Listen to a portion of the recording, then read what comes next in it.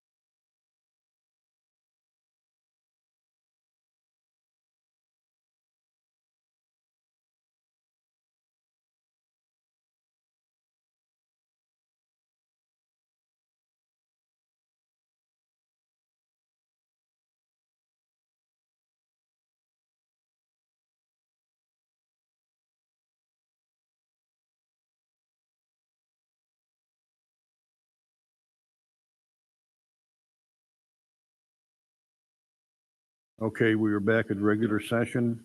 We have two presentations today, and the first one is the Community Engagement Specialist Update. Kaylee?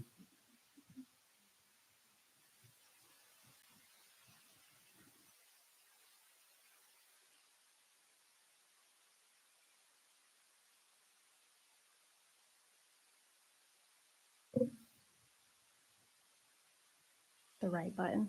Okay, got it.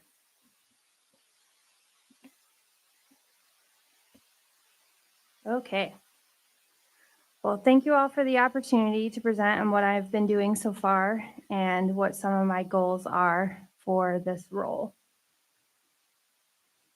So these are just a few of the things that I have done since being hired. So I've sat with you, a few of you, to discuss the plans and ideas for this role, come up with a communications and PR policy, use a email marketing tool, internal and external events, internal communications, social media deep dive, discussion with departments with social media accounts, internal communications request form, the new county Facebook page, and then new was the emergency communications, and then some of my goals for this role moving forward.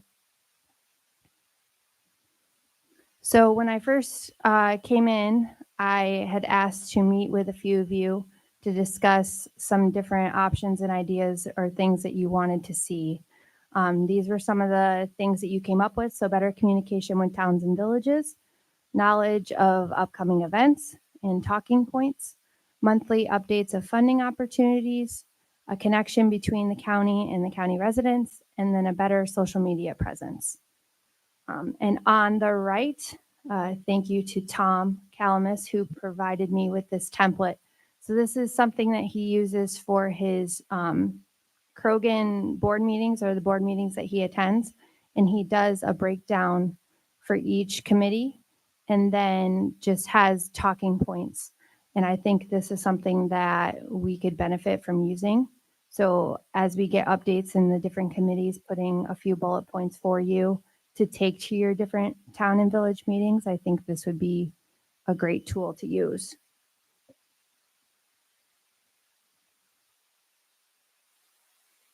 So this is our new email marketing tool. So when you go to our website, this is towards the top of the page.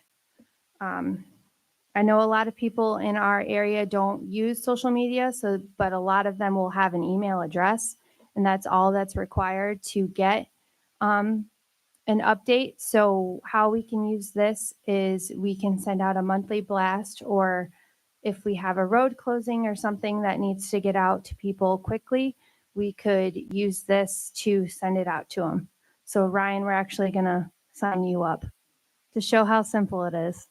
So all you need is your first name, your last name, and your email address. Then you hit subscribe, and now you are on the list to get those emails. It's that simple. If somebody decides that they no longer want them, at the bottom of the email is an unsubscribe button, which they can click. I mean, if people were to relocate out of the area and this information doesn't pertain to them anymore, that would be a good reason to unsubscribe. Okay. Yes. Yep.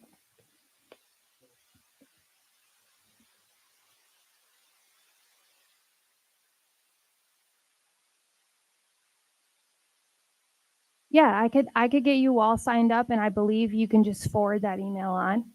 So if you wanted to have that as an option, or if you wanted to just pull it up if you're at a meeting, we could do that. Or if we wanted to get all the town and village mayors or whoever on the list to get these, that way they'll already have that information.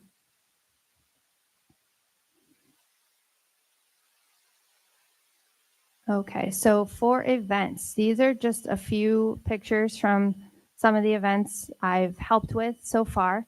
On the left-hand side, that's our partnership with Spectrum and the Outdoor Channel for the Hunt, Fish, Feed initiative. This took place at the Lowville VFW, and they had a little over 100 veterans and members from the VFW come to attend this event. They brought in an executive chef and they made venison tacos. So thank you to a few of you that came down to have dinner. Everyone seemed to really enjoy themselves, and it was a great partnership with Spectrum and the Outdoor Channel. On the right-hand side is the ribbon cuttings that I organized for Outdoor Services, DMV, and Board of Elections. Then here's just some other photos from internal events that we've had. So on the left-hand side at the top is Andrea with at the senior picnic. And on the bottom is the Assemblyman with the Randy Streeter older adult winner and Carla. And then in the middle on the top, that's a picture from Safety Day. At the bottom is Jessica from the Mental Health Walk giving the proclamation. And then on the right-hand side is the Mental Health Appreciation Breakfast on the top with Pat and Anna at the bottom for the Mental Health Walk.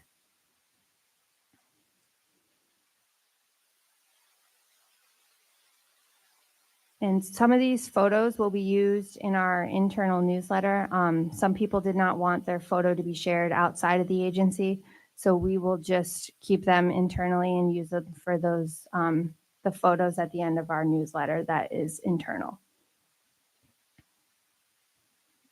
And here is just the front and a page of the internal newsletter that I've been working on with Caitlin and Wendy in HR. Just giving some updates from different departments. Kaylee, if we haven't already, we should make sure the legislators are subscribed to the internal newsletter. We can do that.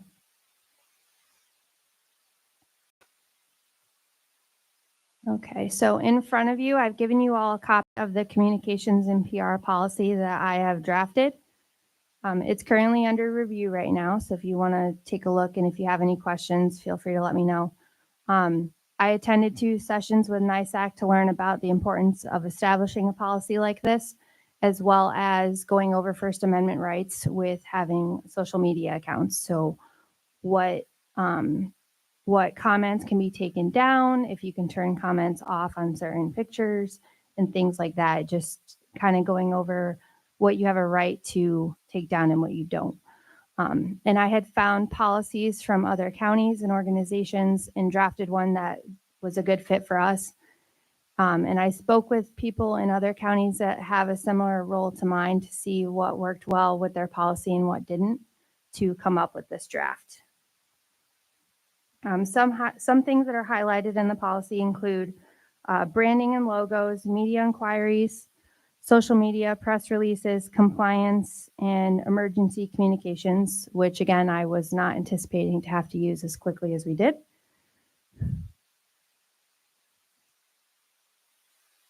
So then I went in to do I called it a social media deep dive. So just looking further into our social media accounts to see what our departments currently have out there.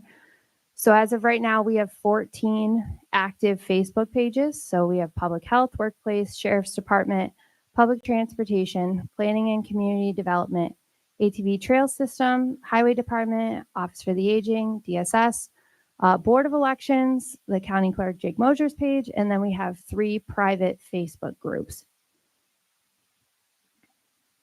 When I was doing this deep dive, I had asked each department that had an active page to go in and send me the analytics for the page. So that included number of followers, demographics for those people, whether they're male or female, and their age and location. And then after I was given that data, I determined which pages would be wise to combine and which ones should stay open. So this is what I came up with. So we would combine public health, workplace, public transportation, planning and community development, the highway department, Office for the Aging, and DSS. And we would keep open the ATV trail system page, Board of Elections, Sheriff's Department, County Clerk, and then the 3 private Facebook groups. So the ATV trail system page has 13,000 followers currently. And a good majority of them are not Lewis County residents as they travel here to use the trails. So I didn't think it was wise to shut down that page because the other Lewis County information wouldn't be relevant to them. And then for Board of Elections, Sheriff's Department, and the county clerk's pages, they are appointed or elected officials. So they have the right to maintain their own pages. So those will remain open, as well as the 3 private Facebook groups will remain open, as they are by invitation only and used by internal departments.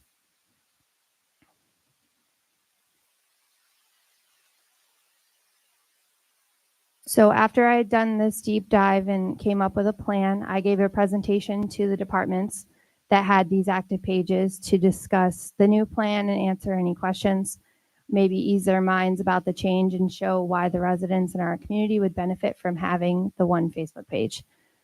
I then created this communications request form so that all content or materials would come through that channel.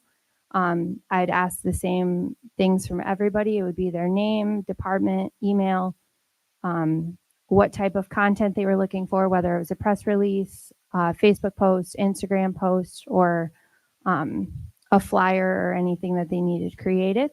And it would be emailed to me directly through that channel. And we made sure every department, whether on our network or on the state network, had access to that. And then we determined that on Monday, August 5th, all of the pages that we'll be combining will stop posting, and all of the content will start to come to me from that date moving forward.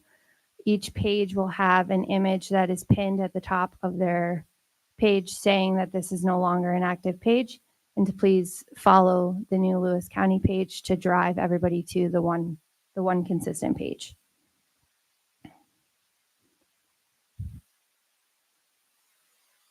Okay, so on to emergency communications. So when I left work Wednesday, July 10th, at around 4:30, we had 200 followers on the new social media page.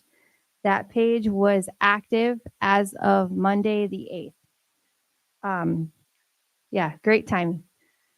When I was called into the fire hall that evening to help with the communications during the flood, we quickly became the main source for quick updates and information.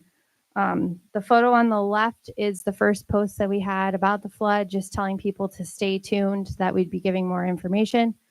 118 shares probably within the hour of that being posted. People in community groups were posting to follow the new page since we were giving updates as soon as they became available. By Thursday, July 11th at 9 a.m., we were up to 1,500 followers. Comments and messages started flooding in, and if I didn't have an answer, I would try to get them answered as best as I could. I quickly became the point of contact for getting many updates out. For highway, police, emergency management, DSS, public health, those were just some of the departments that were feeding information to me to have posted and to send out to our media outlets.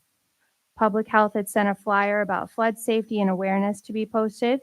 DSS quickly set up a one-stop resource for those who might have lost their jobs temporarily and helped them with unemployment benefits. I began sharing content from other agencies as well, such as the Red Cross and the Lions Club, to help get people the cleanup materials that they needed for their homes or businesses. So like I said, the photo on the left was the first one that we posted, and the one on the right is our most viral post so far. So that was shared 384 times, 33 reactions, so either likes with the thumbs up, or appears to be a sad face one too.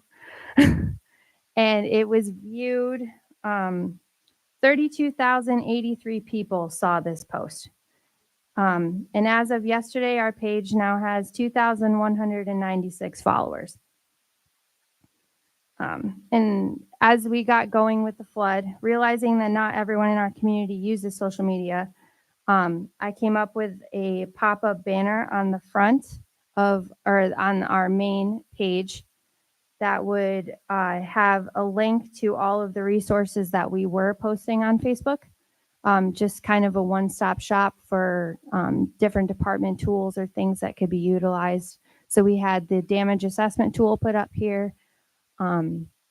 People who might have lost food for SNAP benefits through DSS could go on there and apply to have those replaced. Same with the unemployment benefits. They had a lot of people on hand to help with filling out those applications for people who might not know how to fill those out. We had, if you had questions about insurance, that there was a hotline available to try to answer those over the phone, as well as public health. They had that flood awareness, and then they also had the tetanus shot clinic that was set up pretty quickly for those who were out in the water that might need to get a tetanus shot.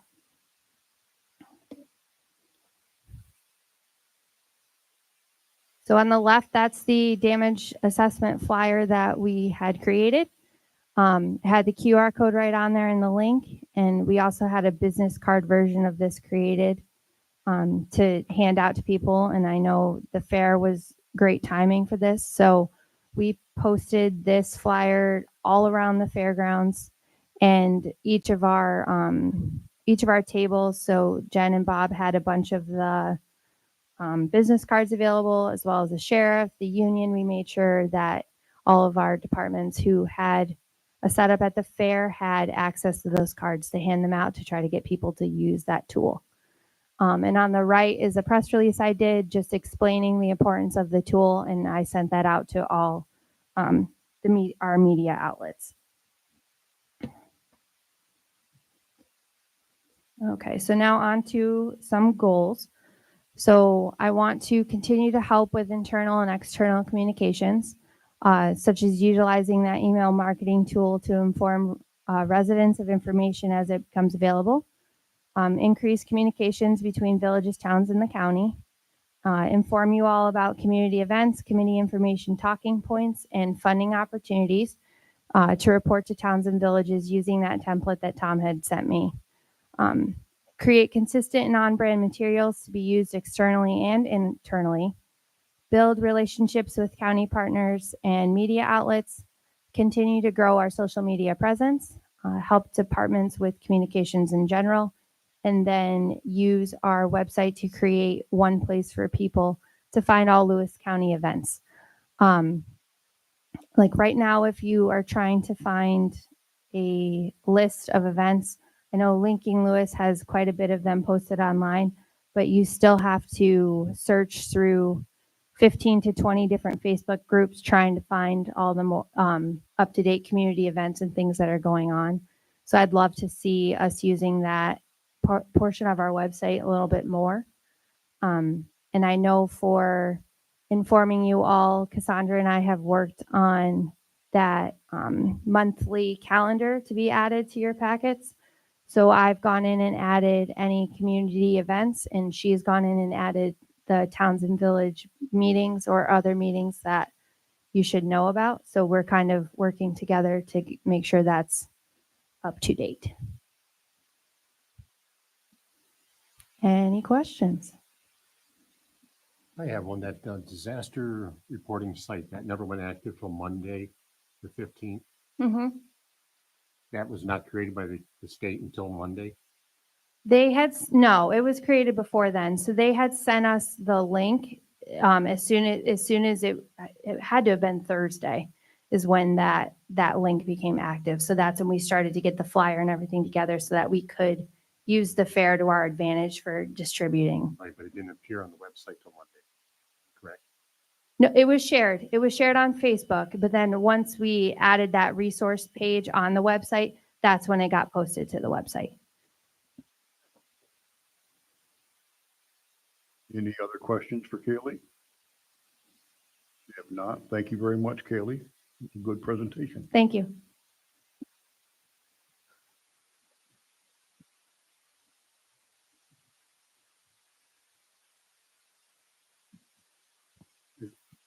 Just wanted to give you a thank out and kudos for getting the information out as quickly as you did with the road updates, and when we were experiencing that flood disaster, you did an excellent job. Thank you. And now we have a second presentation on the broadband expansion update by Cassie Buell, Director of Planning and Community Development.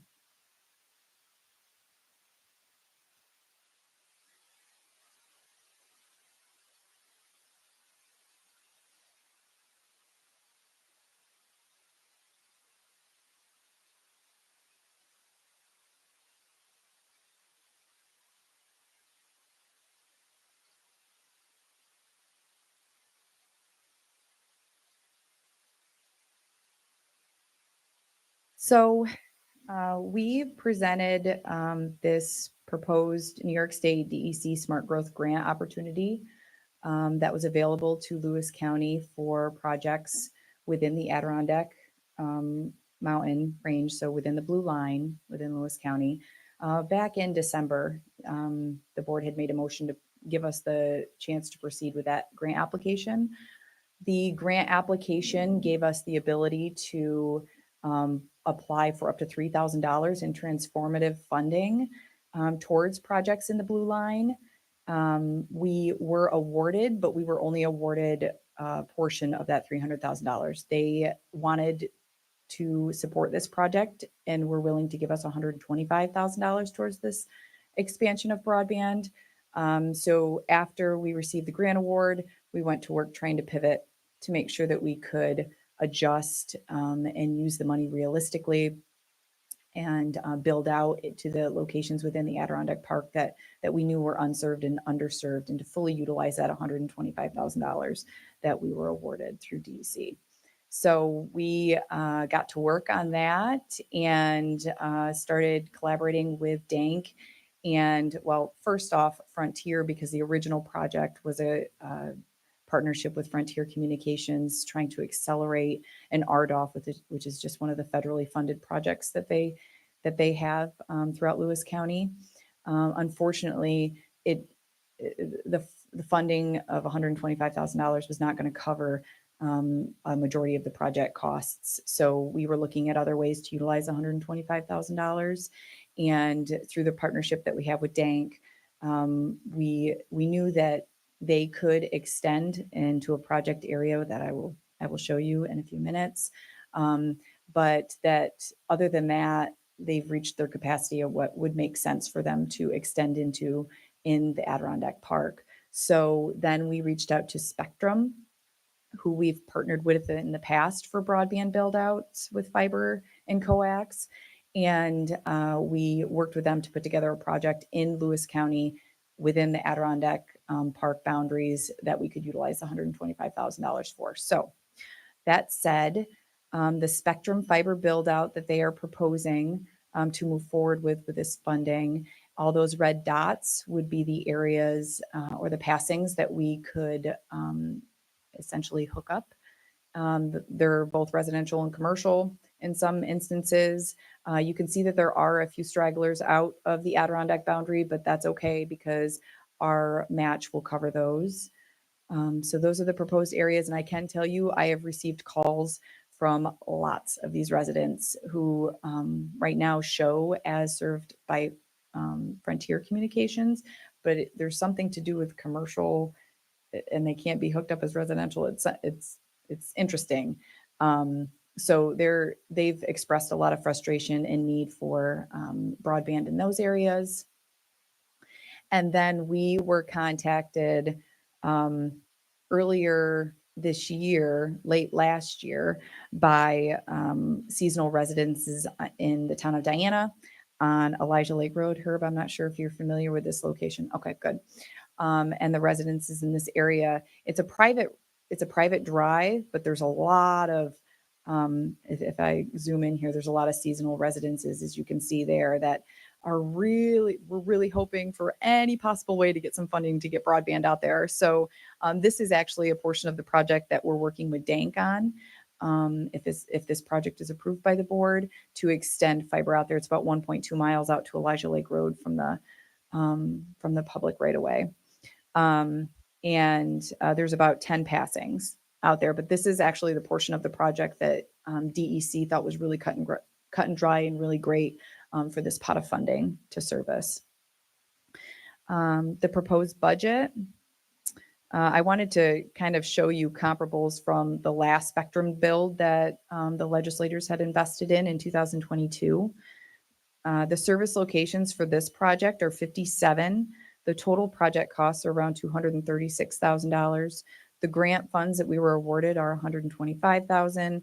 The local funds, so simply the project cost minus, oh. Okay, thank you. The local funds required would be 111,000, but Spectrum is contributing $36,000 towards the project, and the Lewis County contribution would be 75,000.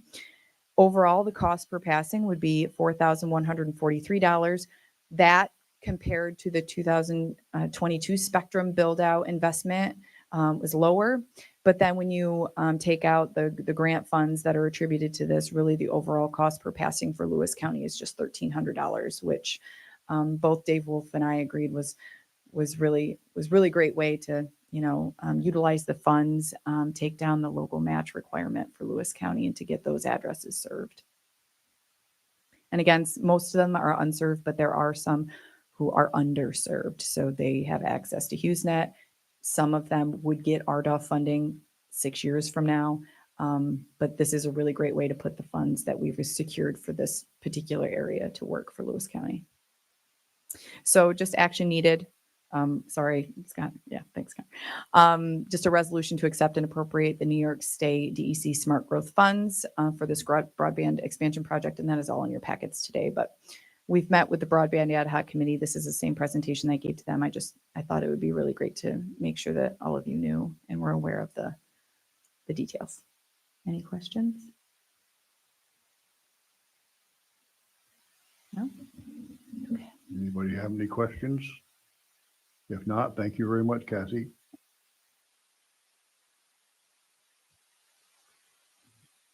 All right, I guess we're ready to move on to draft resolutions. The first one is introductory local law number 2-2024, a local law providing for the partial exemption of certain real property owned by persons 65 years of age or over, and setting the public hearing for September 3rd, 2024 from 5 o'clock to 5:30 p.m. Any questions or comments on that one? All in favor, aye. Opposed? Carried.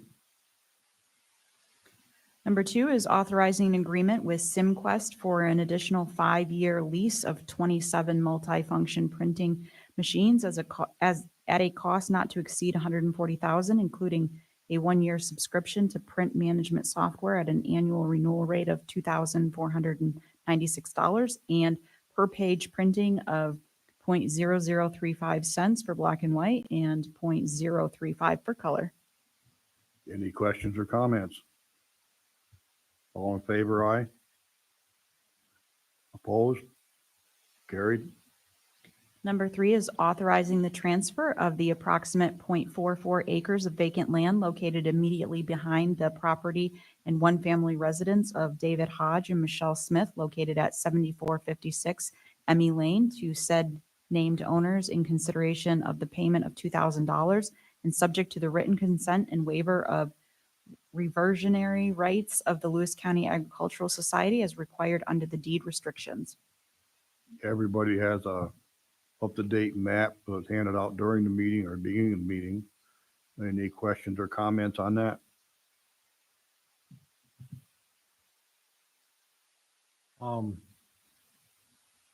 When did we start selling land?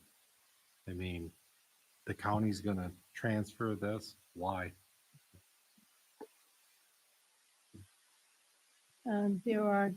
Have been a number of instances since I've been here, since 2014, where certain county properties were sold for various reasons. This one was a request from those homeowners to essentially extend their boundary border so that they would have some additional land behind them for their backyard, essentially. And essentially the tree line of the county's property is basically right where that additional boundary in the back is that they're looking to obtain. Maple Run Homes, that's your husband, right? Yeah, he's not the owner though. No. When I scale it out, it looks like the septic lines are almost on county land, if they're not. I mean, usually it's a 150-foot run. When you scale that out from where the septic tank is, you're onto that property. Is that why they want the property? No, the septic lines don't run that way. The septic lines run the other way. That would put it on the property adjacent to them then. No. There's actually a drainage retaining Yep, I went up thing and right looked at next it. door. Yeah.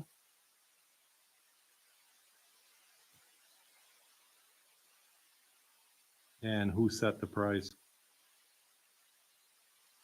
The Hodges made that offer, looking at what the vacant land values were.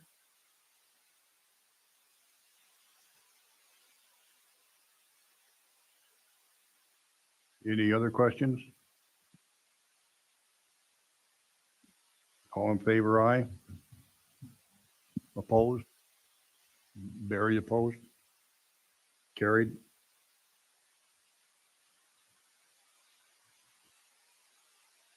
Setting a public hearing to solicit the views of citizens regarding the potential conflict of interest and requested waiver posed by Snowbelt Housing Company and the otherwise eligible CDBG housing rehabilitation applications to be held on September 3rd, 2024 from 5 o'clock to 5:30 PM. Questions or comments? What is that all about? I don't quite understand. Are employees applying for grants? Is that it? Or Yes, employees of Snowbelt Housing have applied for one of their rehabilitation home grants. They qualify in terms of their incomes and every other requirement under that grant, except for the fact that they work for Snowbelt Housing. This is something that is in the HUD regs, and also that Snowbelt follows.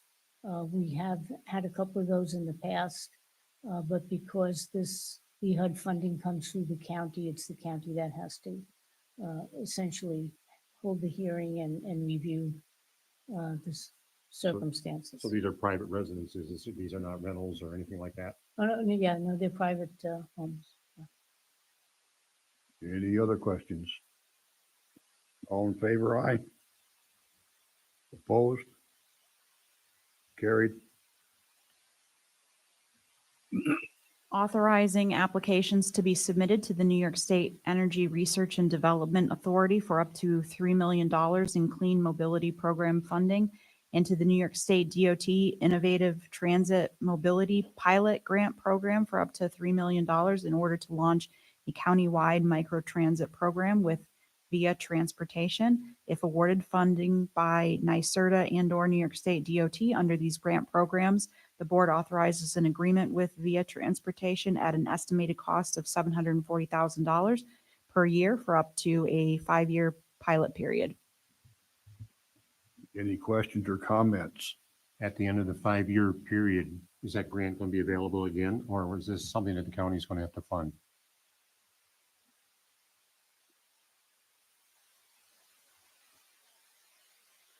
So it'd be a supplemental then. Anything else? All in favor, aye. Opposed? Barry opposed? Carried. Authorizing an agreement between Planning and Community Development Department and New York State Department of Environmental Conservation to accept the $125,000 in Adirondack Park and Catskill Park Community Smart Growth Grant Program funding to expand broadband infrastructure within the Adirondack boundary, and authorizes an agreement with Dank to provide broadband infrastructure to passings on Elijah Lake Road in the town of Diana, an amount not to exceed $50,000. Questions or comments? All in favor, aye. Opposed? Carried. authorizing and approving a pilot agreement between Lewis County, other affected taxing jurisdictions, and the Nature Conservancy, whereby the Conservancy will make annual payments to the named taxing jurisdictions in such amounts and according to the schedule set forth in the agreement over a 10-year term commencing on January 1st, 2024 through December 31st, 2033. Questions or comments? All in favor, aye. Opposed? Carried. Setting the 2025 workers' compensation participant assessments to be based 50% on actual loss experience from 2021, 2022, and 2023, 30% on gross payroll from 2023 and 2024 figures, and 30% on, that should be 20% on proportionate full property values. Questions or comments? Is that the same formula that we've always used? Yes, that's correct. Anything else? All in favor, aye. Opposed? Carried. Is there anything else that anybody wants to bring before the committee? If not, I'll make a motion that the Finance and Rules Committee adjourn. Second by Herb. All in favor? We are adjourned.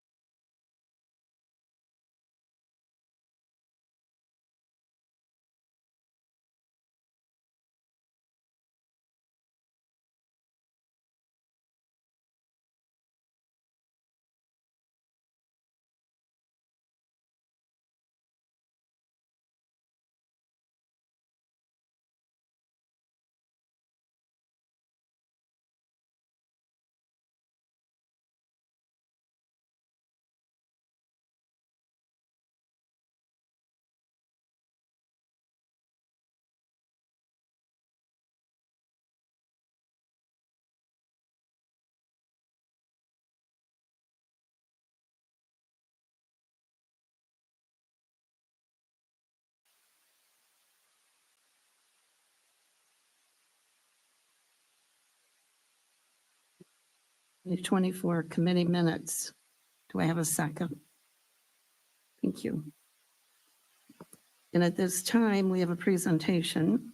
It's a flood storm update by Timothy Hunt from the Highway Department.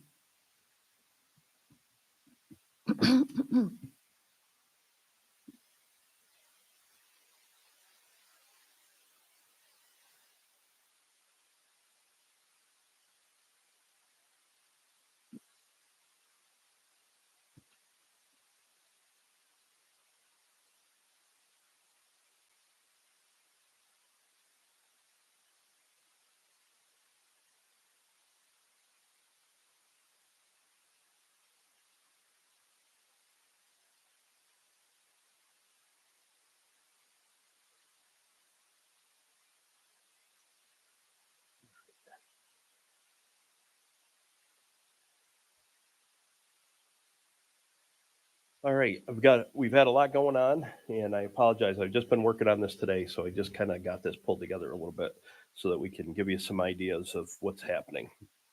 All right, remnants of Hurricane Beryl. To give you an idea of the scope, we knew that they were calling for potential severe weather several days in advance, but they really were kind of calling for it on the southern part of Lewis County. But we had decided that day that we were going to take our guys off of their normal shifts and send them out looking for any drainage spots that might be problematic. So we started cleaning beaver grates, things where debris typically accumulates. We had the grate all out. Now, the National Weather Service's official recording of the rain was 6.02 inches of rain, set an all-time record in 24 hours, as many of you are aware here in Lewis County. And to give you a little perspective, a 200-year storm is 5.67 inches of rain, and a 500-year storm is 6.44 inches of rain. So we were somewhere between a 200 and a 500-year storm that occurred. So from an infrastructure perspective, that's a lot. We don't ever design to a 200-year storm. We design to a 100-year storm, and the infrastructure just couldn't take it. At 6 a.m., we'd sent our crews out to check on the drainage issues. By 3:30, calls started to come in, and our crews were dispatched to ensure pipes were open. At 5:30, that effort shifted to closing flooded areas and trying to stabilize washouts. We were out there with large rock trying to prevent more washing out of the road. By 8 p.m., those efforts shifted to closing the entire roads. There were no more areas of washout, and we were still trying to stabilize the roads. By 11:30, what had happened is we were getting crews that were stranded. There was no way to get back to the highway department. They were out on number 4 road, and every road off of number 4 road was closed, or they were up on West Road and every road was closed. We had our foreman, John Reed, had crossed over Wagner Road, and just as he did, the bridge collapsed behind him and fell into the river. He was meeting Doug from New Bremen, the highway superintendent, right at the bridge, and stopped Doug from driving into it. And at that point, we decided to get everybody back to the shop and just close all the roads until morning. So we got everybody back. We parked equipment across the ends of roads, and we had everybody returned, and they went home at 1 o'clock in the morning on Tuesday. So July 11th, the next morning, excellent coordination with emergency management. Bob and Jen were right on spot from the day it started happening the next morning. We knew that our priority was number 4 road because we had kids up at Beaver Camp. And so we set out to try to figure out how to do that. So we knew that number 4 road was our priority. So we met with the town highway superintendents, both from Watson and from New Bremen at 7 a.m. that morning to assess what roads do you think you can get open? Because one of the problems we had is Watson couldn't even get material to Watson because the gravel beds were on places where the roads were closed permanently. So we were trying to figure out what roads were the most important for the 3 of us to work together to get open, to start getting materials moved and getting things opened up. So we had excellent coordination with Watson and New Bremen in that. The focus was to open as many critical roads as possible. Our crews, the county crews worked from 6 a.m. to dark on the 11th, 12th, 13th. So that was Wednesday, Thursday, Friday, Saturday. They worked right through till dark every day. The towns affected were New Bremen, Watson, Martinsburg, Lowville, and Turin. So we started to reach out to the neighboring towns, and we really didn't even have to reach out. They started reaching out to us, and we had responses on Tuesday night from the town of Krogan, the town of Denmark, the town of Diana, the town of Pinckney, the town of Gregg, and the town of West Turin. So the towns that were not affected knew immediately that the towns and county needed help, and they started sending people on Tuesday night, Wednesday, and they've been working with all of us right up through till today. So it's been a pretty awesome coordinated effort amongst all the towns in the county to try to get these roads open back up. I would just add, personally, I thought it was, moving, honestly, that Wednesday night we're at the fire hall and these other town DPW guys start rolling in at 10:30, 11 o'clock at night to help. I mean, It was truly incredible. Diana, it's like we didn't even have to ask.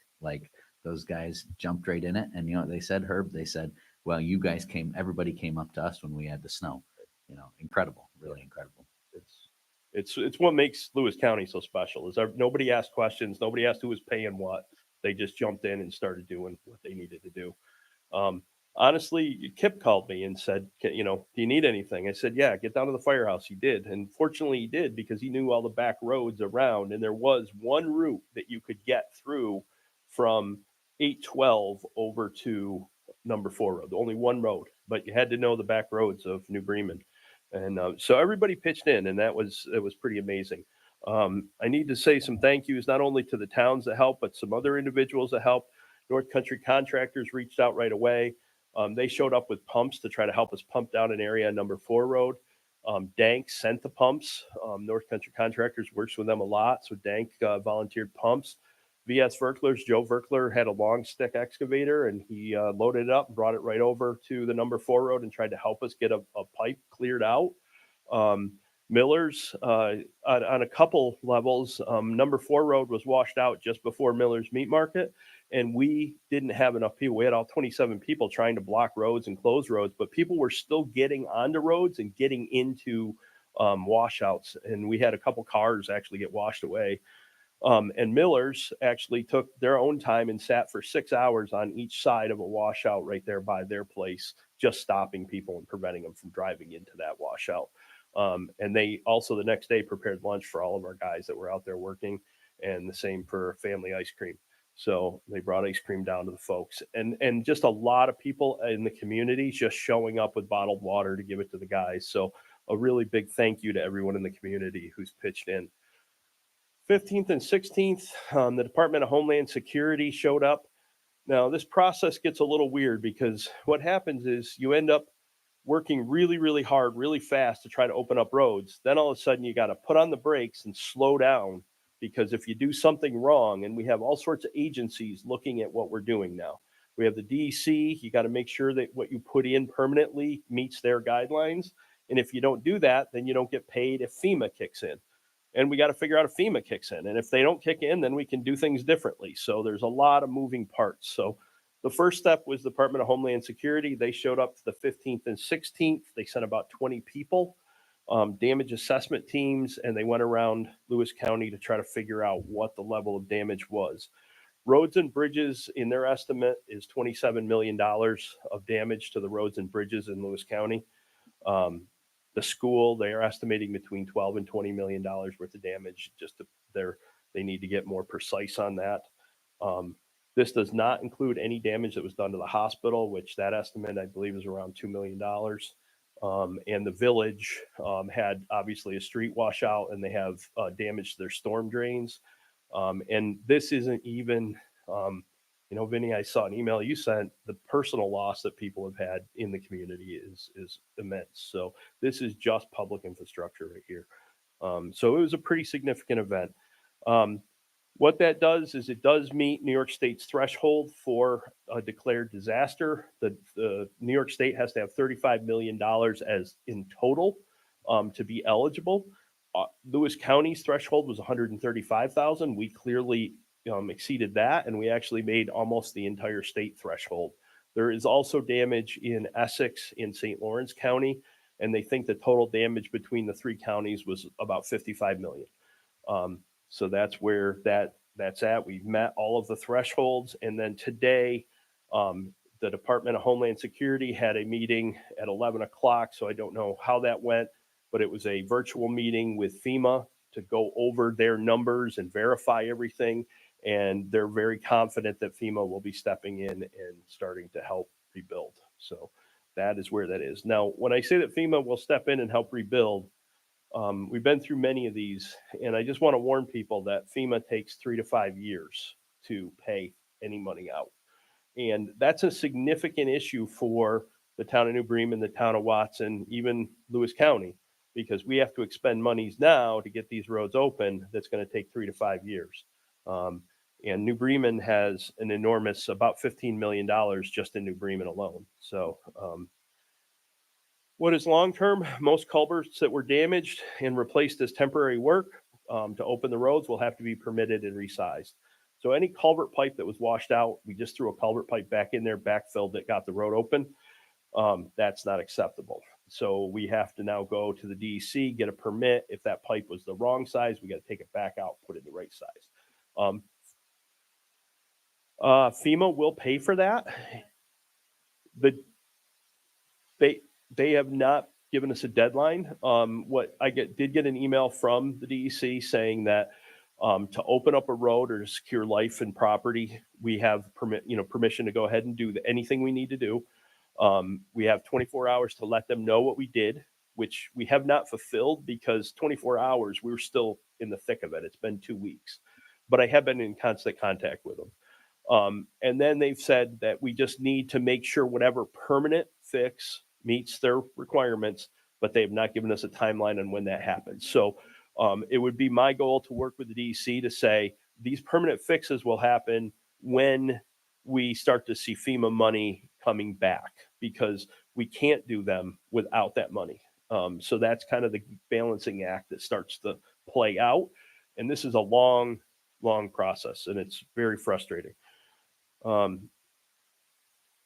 Just to give you a little idea, this is the permanent. These are the kind of long-term issues we're dealing with. This is Wagner Road over Crystal Creek in New Bremen. We had Barton and LaJudas was up here because we also have 6 bridges under construction right now. And that Tuesday was our bridge progress meetings, and they were here. So I took them out and showed them some of the damage. They estimate that this right here is going to be a 75-foot bridge. Between a 50 and 75-foot bridge will be required to get permitting when we're done with this. So this is Lomber over Crystal Creek. This was a box culvert that is gone. This will also end up being a bridge. This is Tillman Road over Crystal Creek. You can see the structure semi still there. That is where we're at right now. All the roads that we can open are open. We ended up renting an excavator with a hydraulic hammer on it to break up concrete. And we have deployed that actually right now to the town of New Bremen to start breaking these up and getting them out of the streams. Because if we have another flooding event, that's going to redirect the water into people's homes. So we got to get the streams at least open so that they can flow. And also we've been working with DOT to bring in temporary bridges. So we need to prepare these sites for the temporary bridges when they come. So that's where we're working right now. This is Beaches Hill Road over Crystal Creek in New Bremen. What you can't see is to the left is the culvert pipe that was there. And the culvert pipe was actually a train car. It was a tanker. It was very common back in the day that the railroads gave us their old tanker cars, and they'd cut the ends off and cut the undercarriage off and toss it in there. It picked that train car up and it moved it right down the stream. It's still there, sitting on the guy's lawn. And we're got to fish that back out of there and try to figure that one out too. So, Cotel Road over Crystal Creek. This is the town of Watson's. This one was actually on Bridge, New York, and was slated to be replaced in the spring. It didn't make it to the spring, and it's gone. So we've got to figure out a temporary measure there. And this is number 4 road over Crystal Creek as well. And this we've taken out and temporarily put in an old boiler pipe that the town of Lowville had, in a big boiler pipe, like 80 inches round, and it's down to 1 lane. It's really not an ideal situation, but it got the road open because we knew we had to get a direct route up to Beaver Camp and to Unirondeck. So that was our temporary fix just to get the road open. And most likely this is also going to be a bridge when it's done. So give you a little idea of just what we're looking at for bridges. There's also a lot of smaller pipes. And when I say smaller, 4-foot, 5-foot pipes, we don't know what that's going to look like when we get the permitting for. So we're estimating 10 to 15, probably 20 culvert pipes between the 2 towns in the county. And then 7 structures that will become bridges is what we're estimating roughly right now. July 19th, Bob McKenzie requested through the emergency management system temporary bridges from New York State.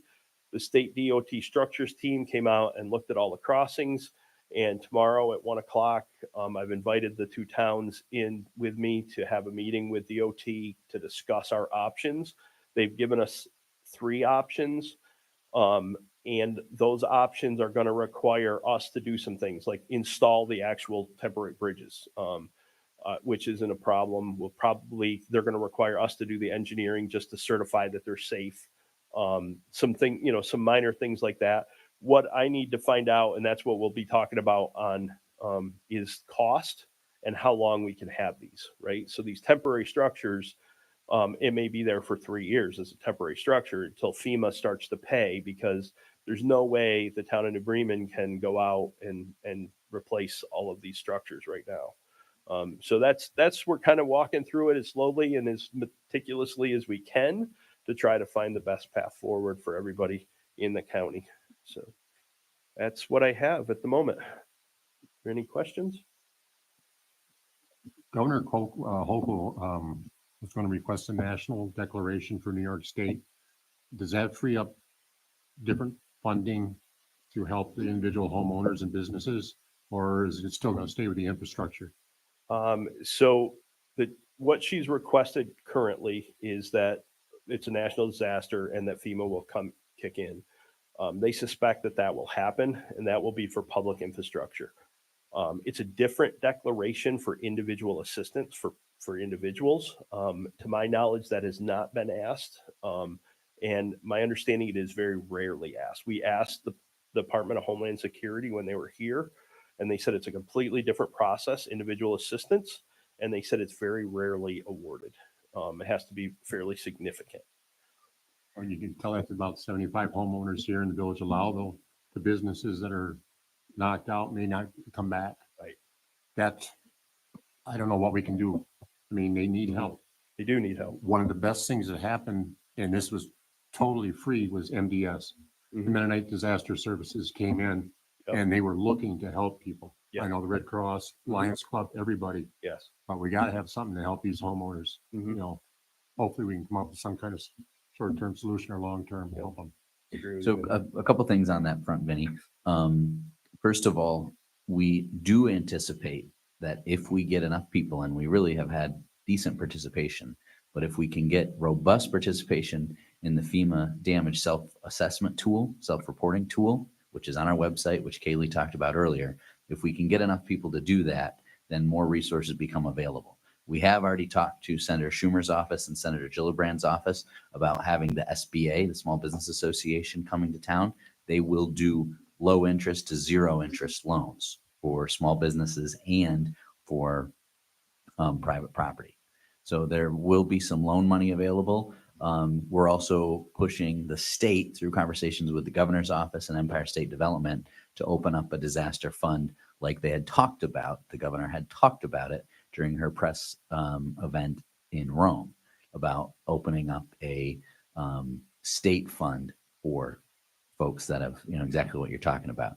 So you bet that as soon as I heard her say that, we called her office and said, okay, I hope that extends up north as well. They said it did. So are some things being worked on. I, don't want to get anybody's hopes up. I certainly wouldn't say it's any guarantees, but we're going to make sure whatever becomes available for Rome is available up here too. Well, I know the Oneida County executive freed up $1 million to help the city of Rome. Plus, I can't remember the other organization for Oneida, and Onondaga County freed up some money too. I am rather upset that the governor couldn't travel 35 miles north to see what we are going through. Would it have helped? Usually when a politician shows up, nothing really helps. So, but it would have been nice to get the recognition. I would also mention that Assemblyman Blackenbush and Senator Walzig's chief of staff spent a day with me surveying all this damage, and they have been in constant contact with me since, and they reached out to the DOT to make sure that the temporary bridges are forthcoming and have asked if there's anything we can do. So they've certainly been responsive to the situation. I was going to jump on what Ryan had said, that it's really important that our constituents fill out that self-assessment form, because otherwise it's the only thing we can really do to get a basis for any of these other things too. One more thing to add. One thing that we have talked about, the county contributing, could potentially be a consulting firm, engineering firm, to assist with the mounds of FEMA paperwork, permits, and engineering that's going to be required across, the towns and the county assets. So that's something we're gonna have to talk more with the towns about if they want. But I think even just for our assets, it's not a terrible idea. So I don't know how soon we need to move on that. We probably have some time, but that's something that'll probably be coming back to the board over the next couple months. It's probably going to be sooner than later, because, for example, the Bailey bridges have to have a stamp on them, and we have to provide that engineering for the towns or the county, wherever they're going to go. Most likely, we're trying to identify. We have six roads that are currently closed. We think that the three most important roads are going to be in the town of New Bremen. Tillman Road is kind of a critical one if we can get that open. But we need to assist New Bremen with the engineering there to help get that facilitated if we could. I've reached out to 2 different engineering firms to have them send me proposals. I have the proposals. I have not had time to digest them. I sent them to Cassie about an hour ago and asked her if she could help me kind of digest all of it because there's a lot going on there. And one of the things you got to remember is even so how FEMA deals with engineering firms is they pay 5% of the total disaster cost in what they call CAT.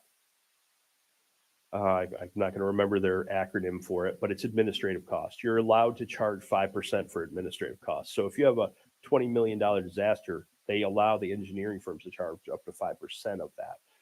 The problem is we have to pay for that as we go, and we will get reimbursed on the back end. So just be aware that there's going to be some upfront costs to a lot of this to keep the money coming in at the backside. Would this have to be an RFP or could it be just a resolution? Because it's professional services, we don't need to do a formal RFP. We can just, use some of the firms that we've already been doing business with, which is what I think Tim did, is reach out to some of the bridge design firms we're already used to working with. Plus, we're in a state of emergency, so that gives us some more flexibility on contracting. The state has a pre-approval process for procurement of engineering firms that we go through every 3 years. It's called the LDSA list, and we have 5 firms that are on it. I reached out to 2 of those firms that I've worked with, both with bridges and with FEMA. One was Fisher Engineering and one was Barton and Judas, and that's who I have the 2 proposals from. We can hire directly off that LDSA list without going to RFP. So the procurement issue, but obviously we have to get some numbers back and get them to you guys, and we have to try to figure out how we're going to front that money before we get there. So there's a little bit of budgeting. I was hoping to be able to come to you today with some costs to date. I can't because we're still waiting for tickets from the gravel beds. Invoices are going to be coming in. The first basically week and a half, the guys just went out and did just buy the gravel and start getting roads open. And we really didn't, you can't really keep track of it. It's going so fast. So in the next week or so, I'll be able to get some numbers of what we spent to date. And then we'll start to look at what it's going to cost us going down the road. Any other questions for Tim? Tim, I have one. Sure. I've been asked if by Miller's where it washed out, will that be a culvert replacement or a bridge? So that's a really good question, Andrea. I don't know the answer to that. And there's a number of those until we do a hydraulic analysis, which is what the DEC is going to require is hydraulic analysis on these. So the engineers are going to look at the stream. They're going to look at how wide the stream is, measure that 1.25 wider than what the existing stream is. What is a 100-year rain flow going to look like? Right now it's pretty clear to see because it left scour marks where the stream banks should be, which is about 20 feet wider than what was there in many places. That one by Miller's actually went over the top, but it didn't wash the entire road out. I don't know if that's going to be ultimately a bridge or if we're going to just be able to put that back and leave it. I think in the future, we got to think about whether that should be upsized because that's a problem area. Never was before, but it sure was this time. Well, our storms have changed too. And, these structures that got washed out on Cotel Road, most of them have been there 75 years and they're gone. Now, and I'm sure everybody's aware, we had a little bit of a contributing factor. Not only did we have all that rain, but we had a mill pond that the dam broke, and that was up on number 4 road, and that released a large amount of water very quickly into the Crystal Creek. And so combination of factors created a lot of damage. Thank you, Tim. That You're was a welcome. very good report. Thank you. Who was involved in this emergency. They all did a great job and they all worked many, many hours. Okay, I think it's time to go into our draft resolutions. Number 1 is authorizing 2024 and 2025 renewal agreement between the Buildings and Grounds Department and the New York State Unified Court System for cleaning and maintenance services, as well as preventative building and property maintenance for the period of April 1st, 2024 through March 31st, 2025, in consideration of the payment of $145,526. Any discussion? All in favor? Anyone opposed? Carried. Number 2 is accepting title of property at 6314 East Main Street, Village of Turn, in consideration of discontinuing further unsafe structure enforcement action against the owner and authorizing the codes department to follow through with the demolition and removal procedures under the local law. Any discussion? All in favor, say aye. Anyone opposed? Carried. Amending the 2024 compensation plan with reference to the district attorney's office to abolish one full-time administrative assistant position at an hourly rate of $20.59 up to $24.12, and create one full-time paralegal position at an hourly rate of $21.46 up to $24.15. It was $21.46 up to $24.15, effective immediately. Any discussion? All. Anyone opposed? Authorizing agreement with CNS Engineers to provide professional construction, observation, and support services at the Glenfield Complete Streets and Blue Street projects as required by the New York State DOT and in accordance with the scope of services outlined by CNS in its proposal dated May 28th, 2024 at a cost of $199,933.74. Any discussion?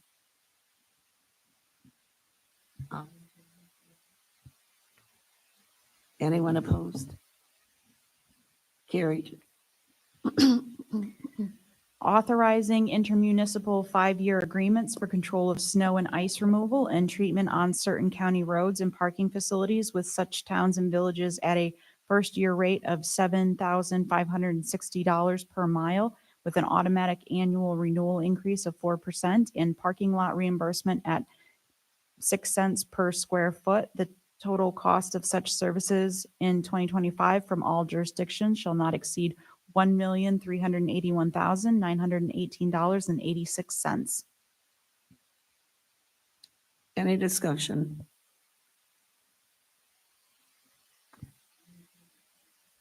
Can't get that to the-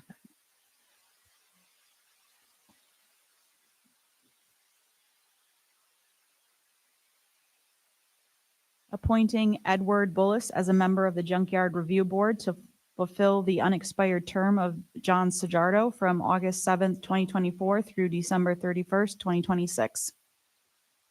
Any discussion? All in favor, say aye. Anyone opposed? Carried. A seeker review of an addition of 0.26 miles in the town of Martinsburg of new trail into the Lewis County Trail System and declaring no significant impact. Any discussion? All in favor, say aye. Anyone opposed? Carried. Setting the public hearing to receive public comment regarding the addition of 0.26 miles in the town of Martinsburg, a new trail into the Lewis County Trail System for September 3rd, 2024 from 5 o'clock to 5:30 p.m. Any discussion? All in favor, say aye. Anyone opposed? Carried. Accepting the 2023-2024 Phase 3 snowmobile funds from OPRHP and appropriating $99,329.40 to be distributed to the Lewis County Area Snowmobile Association. Any discussion? All in favor, say aye. Anyone opposed? Carried. Amending the 2024 compensation plan with reference to the Solid Waste Department to abolish one full-time medium equipment operator position at an hourly rate of $22.28 up to $26.14, and create one full-time heavy equipment operator position at an hourly rate of $23.49 up to $27.55, effective immediately. Any discussion? All in favor, say aye. Anyone opposed? Carried.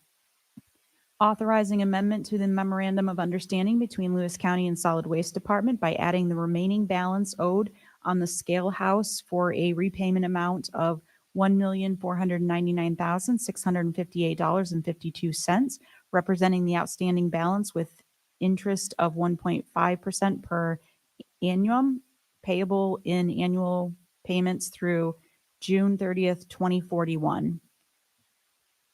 Any discussion? All in favor, say aye. Anyone opposed? Carried. We don't have any motions and we do not have any executive session. I'll make a motion to adjourn the General Services Committee. Could I have a second? Thank you, Tom.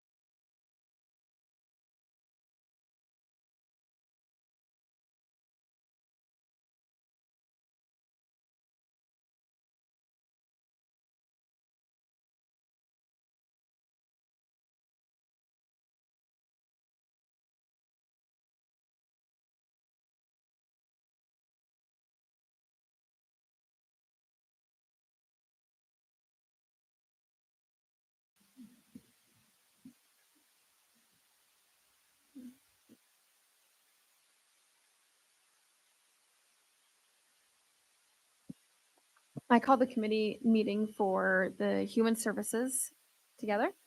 I'm going to start by making a motion to approve the minutes from the June 18th Human Services Committee minutes, if no amendments. Do I have a second?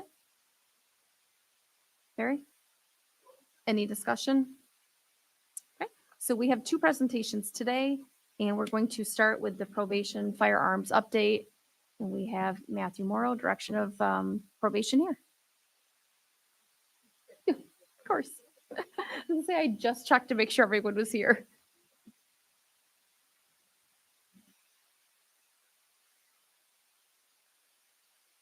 Yeah, I just double checked to make sure everyone was here first because we were starting early.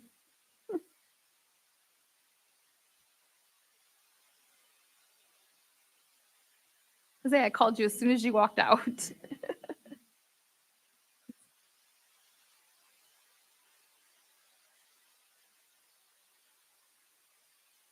Okay.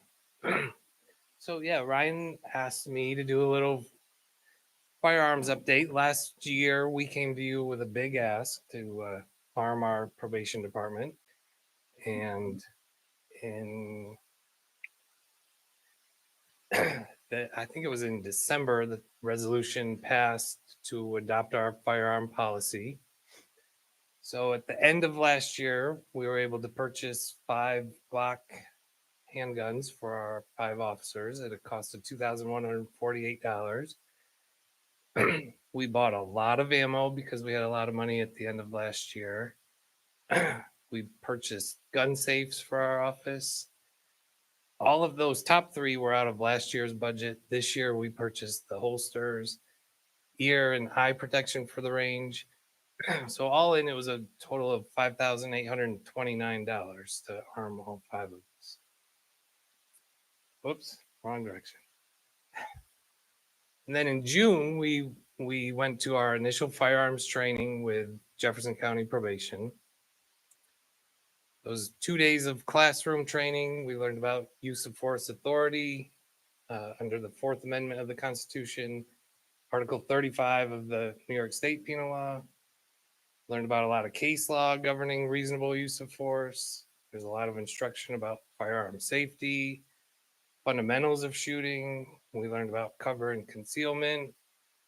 And at the request of, or the suggestion of Bob McKenzie, they put on a Stop the Bleed training for us. So here's a couple pictures of the Stop the Bleed. That's, his name is Chris Singleton. He works in emergency management in Jefferson County. What they're doing is packing gauze into an open wound, and that little machine that he's holding actually made it gush blood. So they kept packing the gauze in to get it to stop. So a couple more pictures of that. We all got to go through that. And then he had this, I believe it's supposed to be like an amputated leg that would squirt blood out. So you had to take the tourniquet, the blue thing on the table, and crank that up to get the blood to stop. So after 2 days of classroom, we went to the range and we did more instruction at the range. The first few days were really, really cold, and you can see that we were cold out there. That first day, we spent a lot of time just being comfortable with the firearm. So there we were learning how to draw it from our holster and point. Obviously, nobody has body armor on there. They were all clean, safe, clear, safe, and empty firearms at that point. Another picture of that. We did do a little bit of shooting that first couple of days. Picture of me with one of the Oswego County probation trainers. And then these pictures are probably hard to see, but that's a Jefferson County probation officer, and that's a dummy round on the muzzle of her firearm. So we were learning trigger control to squeeze the trigger without letting that round drop off. It's a picture of Lisa doing it with one of the sheriff correction guys, the instructor, Keith Roy. It's a picture of Sarah and I doing it. Keith giving a little instruction to Lisa and Kylie from our office. I think this picture is of a Jefferson County instructor in the red talking about grip control. They made us do some strong hand shooting, weak hand shooting. We had to switch grips in the middle and simulating like something happened to your right hand in a gunfight. You had to switch hands. Did a lot of weapons retention.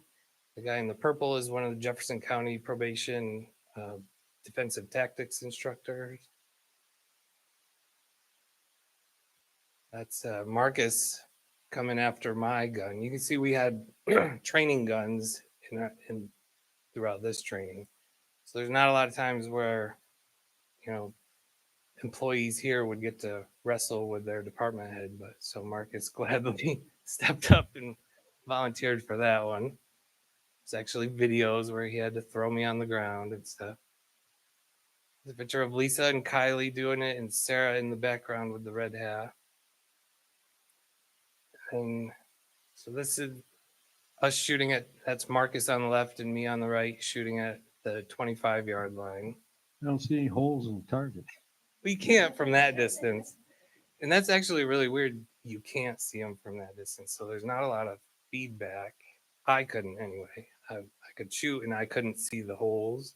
So when I first started, I was like, oh man, I'm missing the target completely. But I wasn't. I included this one because we did a lot of kneeling. We did prone, laying flat on the ground.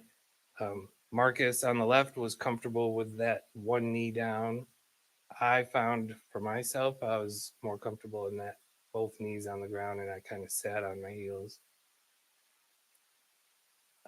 The hearing protection that we bought is like that instructor behind me. She could talk to me and I could hear her, but it muffles out the gunshots. So that was pretty neat. And they would get right up and close and give you some feedback. That's me shooting an AR. The sheriff's office brought a rifle and a shotgun that we all got to shoot. And Jefferson County Probation brought some long guns that we got to shoot as well. This picture Ryan picked on me for including, saying, why would you have to shoot that close? But in the course of fire, you do 25 yards. You do go all the way up to 3 yards. But this is we're not aiming. This is just how quick you can get it out and shoot type of shot. They put up some those are trash barrels. So we did some cover and concealment type shooting where we had to lay and shoot different directions. That's me with one of my targets. There are some holes in that one, Larry. It was a shotgun. No. That's Marcus with one of his. This is the Lewis County crew. As I mentioned, there were 2 on the ends, 2 sheriff correction trainers, and there was one of our sheriff's office correction officers there going through the training with us. That's us with the Jefferson County probation trainers, the 3 of them in red. That's one of everybody. So we did it with Oswego County probation, us. There was 1 Jefferson County probation, and as I've said repeatedly, 1 sheriff's office employee. That's the 5 of us. That's all the students. And then this last picture is, so we left there with loaded firearms. So somebody snapped a pretty, I like this picture of, so at the end, we all passed, we loaded our magazines, and then we went out on the range and loaded and chambered 1 round and reholstered them. So we left ready to carry. So we've been carrying for about a month. I think so far everything's been very well received by the public that we've seen. You know, we were at the fair last week. I honestly feel like most of our probationers thought we carried anyway, so nobody's seen a major difference from our probationers. I think our law enforcement partners are happy that we're carrying. And we're very thankful for all of you for helping us bring about this change. opportunity for any questions.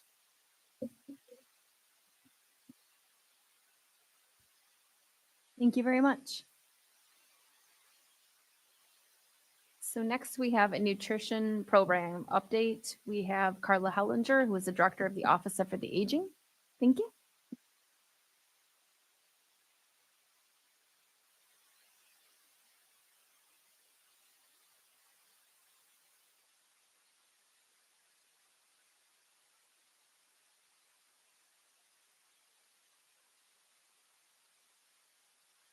This one, there we go. Thank you for this opportunity to let me come before you. I want to start out with our why. Okay, so our nutrition program, which is near and dear to my heart.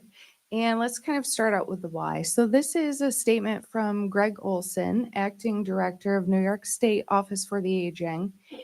And in addition to all of the nutritional benefits of our program, also the ability to manage chronic conditions like diabetes, heart disease.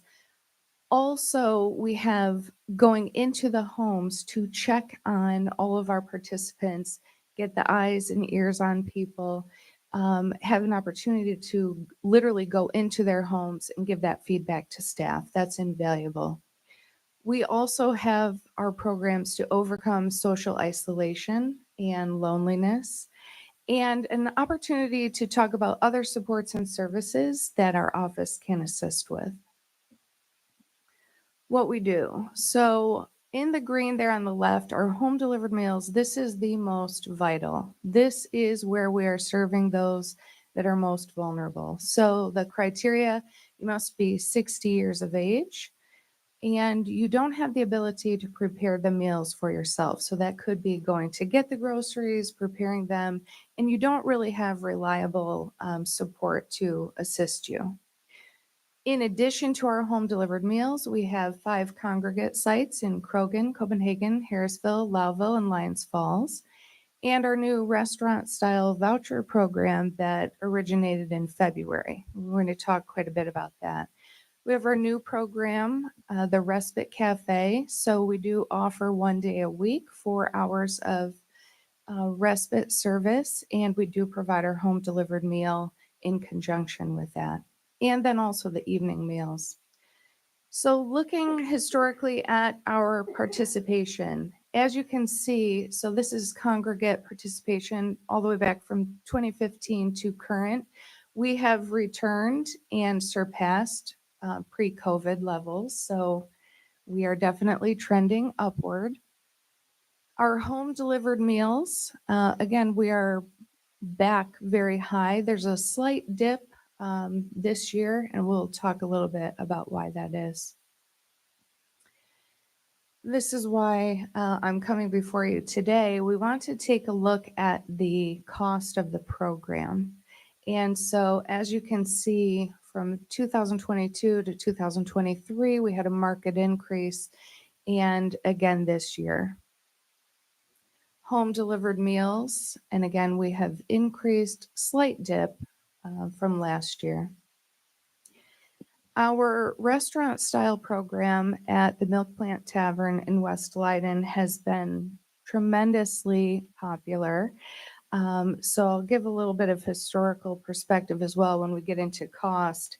So the first month that we started, we had 403 vouchers that were used, and then last month we had 961. So we really did not foresee the popularity of this program. On the right, it shows we have 7 meals that are offered. These have all been approved by our registered dietitian. And you can receive these meals 7 days a week from 8 a.m. Until 4 p.m. So it offers some flexibility for our participants as well. Our evening meals, and these, I believe, originated when we had some additional COVID funding. They have also been quite popular, but in the spring we offer the salads, so that's on our left. And then on the right, in the fall, we typically do soups and stews. There was some talk about discontinuing the program once the additional COVID funding went away, but this program meets a subset of our demographic that maybe perhaps could not go to the congregate meal sites. Maybe they're still working. This gives them the ability to come in the evenings. It's also our foot in the door, if you will, to talk about some of the other programs that our office can support people with. Looking at the cost, so the blue is 2021 when it started, and it originated with just the fall, the soups and stews. Then we go to the pink. So we originated with a little over 3,000, then it jumped to 10,695. The green was last year, 17,175. And then the orange is this year, our salads, it was $9,345. So this program is very popular. So our participants on the top left, we have congregate people served over the last few years. So you can see we are trending upward. And then in the bottom right, home delivered meal participants. We also have nutritional counseling with our registered dietitian, and we have public health and other outside agencies come in to give presentations at our meal sites as well to talk about various health and wellness programming. I did include our July menu. The Respite Cafe, which I spoke a little bit about. So this is every Wednesday. This also started in February. We've gotten fantastic feedback from the participants, from their loved ones, and also our case managers back at the office are getting great feedback for this as well. And we do include the meal. This is why I'm coming before you today. So back in budget time, let's look at the bottom right. So last year in 2023, for our nutrition line, we had 522,400. I came before you, I want to say it was maybe in October, requesting 150 additional thousand, bringing us to about $673,000. This year going into the budget planning, you might be wondering, well, if you spent $673,000 last year, why did you only ask for $620,000 this year?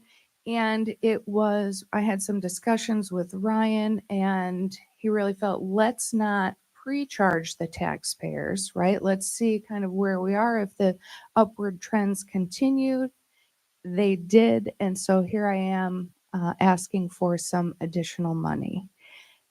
Now, that being said, right, I also want to be fiscally responsible, and so what I'm coming to you with today is an either or. So let me just quickly go through our Milk Plant Tavern numbers. So in February, I said we started out with 403 vouchers. Of those, 36% were takeout meals. In March, we jumped to 699. Of those, 34% were takeout meals. April, 737, 28% were takeout meals. May, we had 909, and 36% of those were takeout meals. And then for June, 961, and 31% of those were takeout meals. Now, why do I differentiate with that? If we need to make some cuts to the program, my recommendation would be that would be the first place, because it doesn't meet the true spirit of the program, which is to combat social isolation and loneliness, right? So the idea is we have people coming in, eating together, right? So if they're picking up the meal and going home, you don't truly have that. So that's why I wanted to differentiate.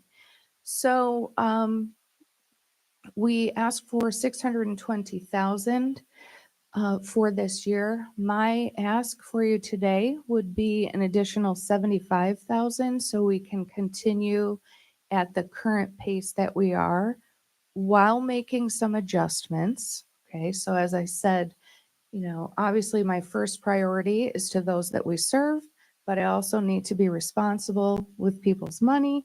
And so a couple of efforts that we've taken to reduce cost. One is we are excited about our recent collaboration with Bernie Bus, and we're looking to eliminate the van transportation that we do to Maple Ridge Center for substantial cost savings. So we've partnered with Bernie Bus.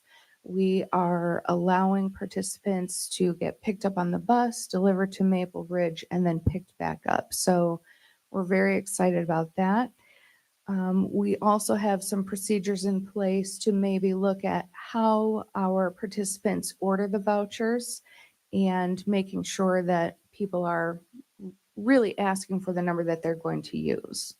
And so we do have some of those safeguards in place. So my ask today is an either or. So either 75,000 in additional funding to continue at the pace that we are at, or it would be to immediately reduce the number of vouchers, restrict takeout or eliminate takeout, and possibly eliminate the fall evening meal, the soups and stews.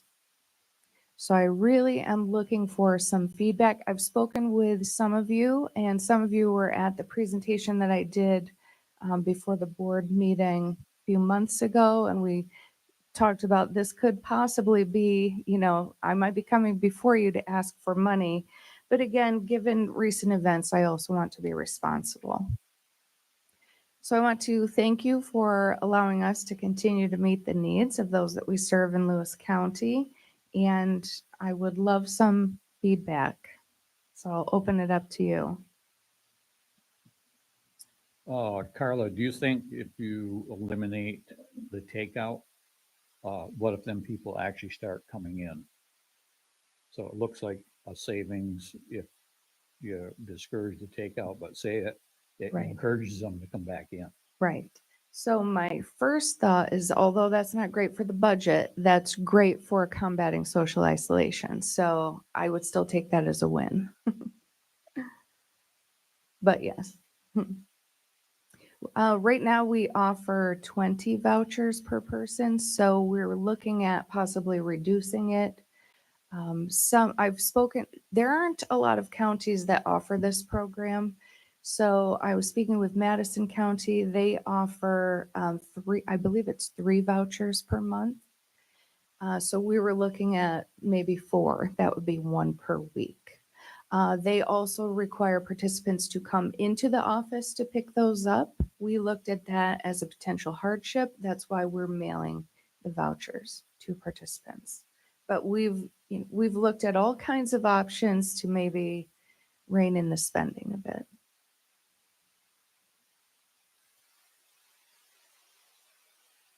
So the voucher would limit them to 1 meal per week? The average. So they would get 4 for the month, and they could use them however. It seems kind of like a drastic change from 20 to 4. Right. We certainly would encourage people to continue going to our congregate sites. So for the Milk Plant Tavern, the closest would be McManus Hotel.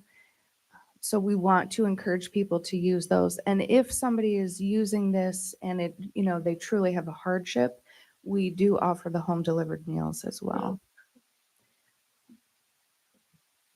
Just the number of vouchers would West Line Hotel still want to participate?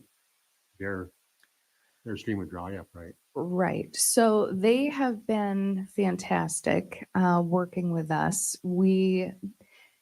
It's been a long time coming, right? People in that area really wanted a program and wanted something closer for them. And so we're really excited, and it has gone over well, right? Extremely well. And I think that's why we either need additional funding or authorization to make some drastic changes. Is there thought to maybe just limit the takeout, and if it means that people come in, at least that's the true intent of the organization? And then I guess that's another discussion we'd have to have for budgeting at that point. Right. And I've spoken with a few people that have made the argument that going to pick up the meal in and of itself is that socialization. right? Which, you know, I can see that. But again, we really want people spending time together, sitting down, having a meal together, right? I think what you're getting at, Jessica, is maybe a happy medium where we try to obviously continue to fund the program, but maybe we can make some common sense, turn the dial on some common sense things. Just as a note, we are halfway through the year, obviously, a little bit more so now that we're almost through July. The board is about halfway through our contingency account. So we do have funds available for something like this. To Carla's point earlier, we understand there's going to be variable driven expenses in the budget. We don't know how many people are going to walk through any of our given programs. I mean, we have an idea, but there's certain areas that we're never sure. Number one is in DSS, safety net, and the folks that come through needing housing. So we try to put an accurate budget together, but we don't want to always every year overestimate, because what happens then is we build up a big fund balance and we're putting more on the tax levy than we need. So this was, is an instance where we try to be a little more conservative, and now we're in a situation where we've got to make up for it. So I'm not so concerned with the 75,000, but I'm concerned, I guess, with the upward spiral and, thoughts on how to control that going forward. I mean, the program cost in my time here has more than doubled. The other way to look at that is that, we've had great success with a great program, but there's no doubt that our costs are going up. Yeah. Right. Is there some way, for instance, you have a suggested cost that they, subsidize the meal with? Is there some way of maybe making that a number mandatory? So right now, the recommended contribution is $3.50 per meal. It's not required. So we really don't have a way to require that. And it's not allowable by state law? No. One thing that we would ultimately like to avoid, which is why I wanted to highlight that the home delivered meals is our most critical component. Some counties have a waiting list of a year, and we really do not want to be in that situation. And so looking at, the restaurant style as an add-on to the program, I think, right, it's a supplement. It is a great way to give people that flexibility. But it's important that we remember that the home delivered meals is our main priority. I think it's a great program. The cost is spiraling up, and You said that the 30% of those restaurant meals were taken home. Do you have a breakdown? Is it in the morning, afternoon? Is it the supper time? Where are those meals going out? I don't have a breakdown for that. When the vouchers come back to us, it's marked, dine in or takeout and the day.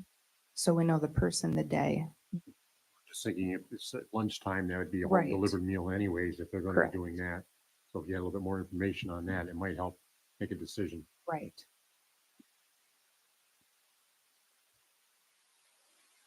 Do we want to make any type of determination now? Passionberry. what's our general fund? Sorry, what's that?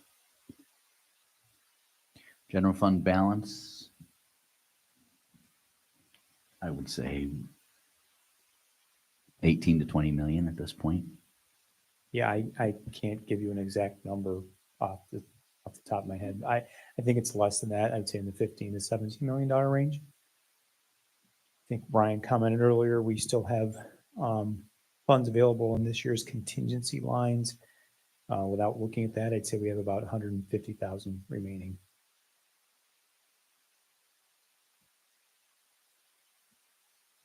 And to your point, Larry, if you look at the statistics for aging over 50, that is really starting to grow, especially in New York State. And I don't know how it is in Lewis County, but you know, we're not getting younger.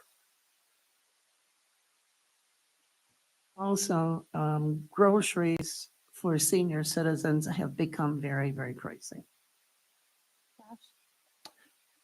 I think the program's great. It's really grown. And more, I'm in favor for it, obviously. 75,000, as I am in agreement with Larry, it's not a concern. It's a way to look at all the factors, pros, cons, tie it together and just make it as is a 75,000 enough where that catches us up? And then where do we go from there? Just look at the, how it will grow. As Tom mentioned, it's, the age is continuing. But I think just, we can talk it over as a group, put some key facts together and then, return with a general consensus. One more thought just to add, and I think that's a good idea. I think we can tighten it up a little bit, and you know, we're not going to run out of money tomorrow, so we can tighten it up and bring it back. We have, as we talk about often, a lot of programs that are mandated by the state, right? This meal program is something that counties have to do. However, it is very rare that the county goes above and beyond the minimum state mandate for programs. And there's a lot of good programs, a lot of things for kids or people with special needs or all kinds of different demographics. This is one of the programs, if not the only program, where the county has gone above and beyond what the state mandates. So we're well beyond the minimum of what's required. So just something to think about. Thank you, Carla. Thank you. We'll now move on to the draft resolutions. Sandra? Thank you. Authorizing amendment to the Tyler Technologies contract to provide for the additional program for the Sheriff's Department Civil Division at a cost not to exceed $61,220 with an annual recurring cost of approximately $2,500.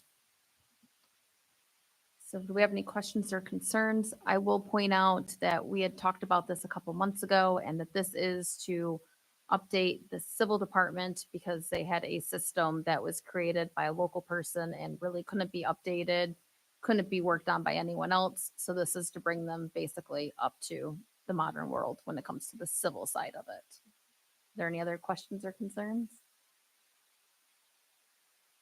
All in favor, say aye. Any opposed? Carried. Awarding the bid and authorizing agreement with Tower Engineering Professionals to provide tower inspections at 8 identified county 911 tower sites in accordance with the specifications set forth in the RFP for a not to exceed amount of $15,500 to be completed by December 31st, 2024. Any questions or concerns? Other than I will say that I received an email saying that this had gone to bid. It is being awarded to the lowest bidder, and it's recommended normal 5-year inspections of our radio towers, more for safety purposes. It is all grant funded and will be completed by fall. They do not expect any issues, and they will get a full report of all the findings once the inspections are complete. Any other questions or concerns? All in favor, say aye. Aye. Authorizing the Sheriff's Department to purchase and distribute radio equipment requested by Lewis County Fire, EMS, and Rescue Departments using annual grant funding that is available, and authorizing memorandums of understanding between the county and each fire, EMS, and rescue department in Lewis County to properly use, maintain, and be responsible for each piece of equipment provided during the term of the loan. This is the resolution that I had handed out to everybody as an updated copy. So the update I have on that is that about 2015, we had purchased all the equipment for the fire or the local fire departments, and it's time to update that.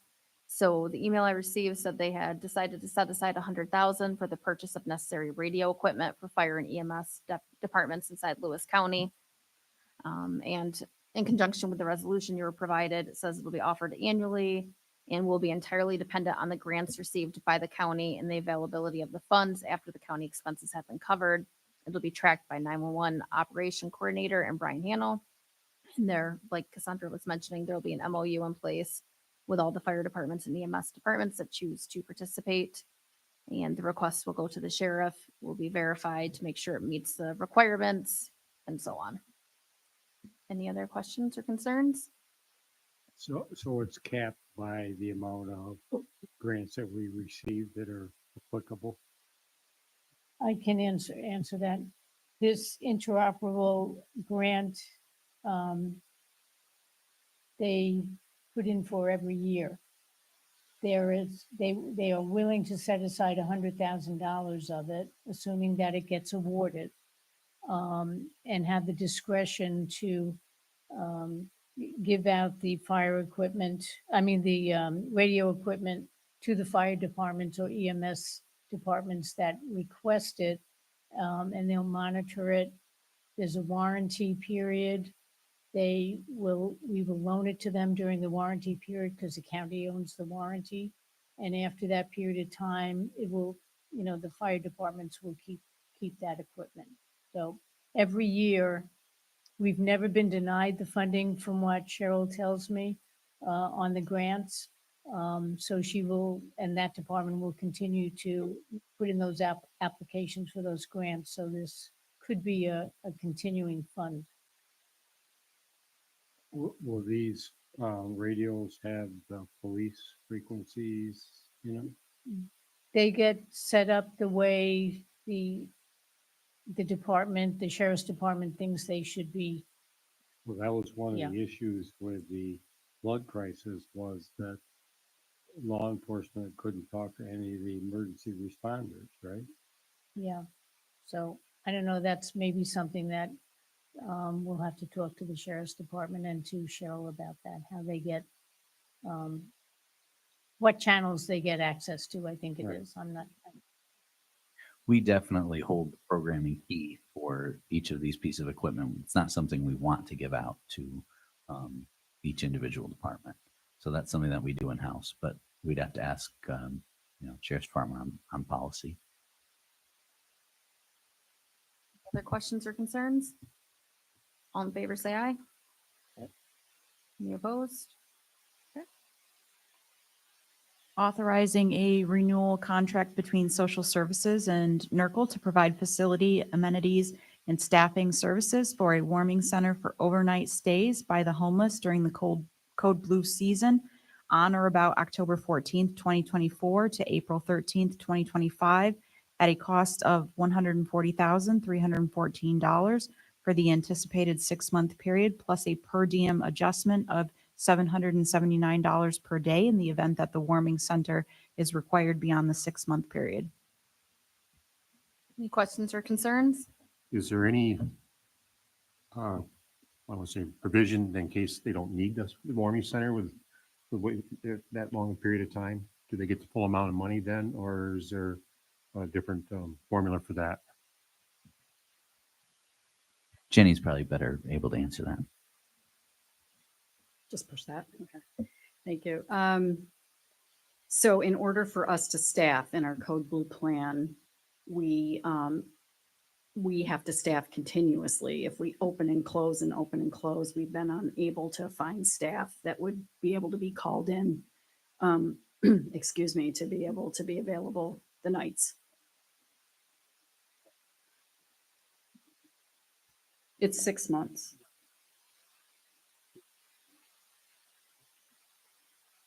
Oh, we closed down. Do you have the green? Okay. Yeah.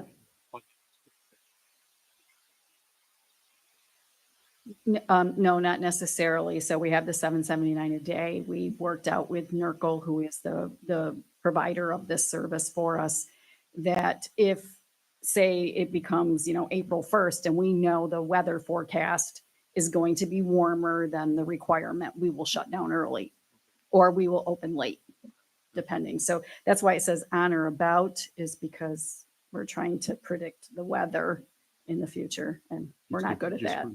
Trying to predict anything after the last 2 Yeah, days. no, I gave up with Yeah. that. Yeah. Any other questions? All in favor, say aye. Any opposed? Authorizing a renewal agreement between Social Services and Hand in Hand Early Childhood Center for the period of September 1st, 2024 through August 31st, 2025 at the daycare market rate established by Hand in Hand Early Childhood Center, as long as rates do not exceed state rates. Any questions or concerns? It's like their rate for the infant room matches the state rates, but their rates for the rest of the rooms are below the state rates. All in favor, say aye. Any opposed?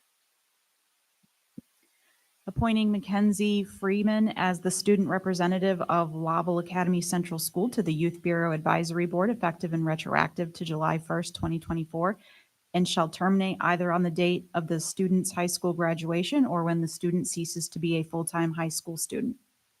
Questions or concerns? Yeah, I want to say that the Youth Bureau is lucky to have Mackenzie join. There's openings in the Youth Bureau for the schools, students from all the schools in Lewis County. And that's part of what the Youth Bureau is trying to do, is get the kids involved, students involved in it. So if you know of anybody who would be interested, please contact them. Youth Bureau could definitely use their help. Great. All in favor, say aye. Any opposed? And the last one is reappointing Michelle Ledoux and Ward Daly as members of the Youth Bureau Advisory Board, effective and retroactive to July 1st, 2024 through June 30th, 2026. Questions or concerns? I just want to let you know they're postgraduates on those two. That's really nice. All in favor, say aye. Aye. Any opposed? We have no motions and no need for an executive session. Does anyone have anything else? If not, I will make a motion for an adjournment. Do I have a second? All in favor? Okay, we're adjourned.